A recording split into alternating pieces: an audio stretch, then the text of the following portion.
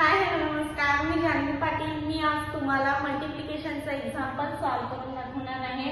1 डिजिटने 2 डिजिटला कसं मल्टिप्लाय करायचं हे आपण आज शिकणार आहे।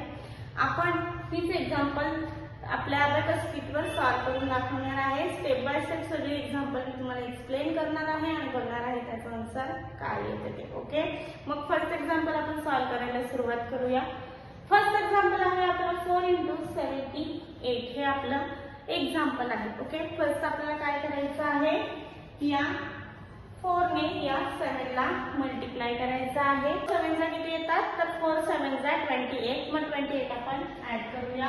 हे 20 आणि हे 28 आपले ऍड झालेले आहेत। आता आपल्याला काय करायचं आहे, या 4 ने या 8 ला मल्टिप्लाय करायचं आहे। 4 8 जा किती येतात, तर 4 8 जा 32। मग 32 आपण ऍड करूया। इथे आपल्याला 30 ऍड करायचे आहे, डिजिट अवेलेबल नाही म्हणून आपण ऍड 3 चा फॉर्म्युला यूज करणार। तर कसा ऍड यूज करणार, तर ऍड 3 चा आपल्याला डिफरंट फॉर्म्युला यूज करायचा आहे। ऍड 10 लेस 7 किती करायचे आहे, लेस 7 करायचे। ओके, आपण ऍड 30 केले, ऍड 30 हे ऍड 32 झालेले आहेत। आपला आन्सर आलेला आहे, आन्सर किती आहे आपला 312 आपला आन्सर आलेला आहे। आन्सर आपण राईट डाऊन करून घेऊया।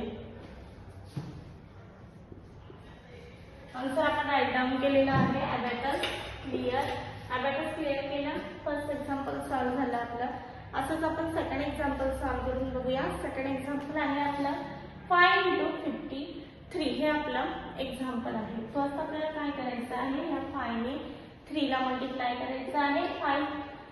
5 जा किती येतात, तर 5 जा 25।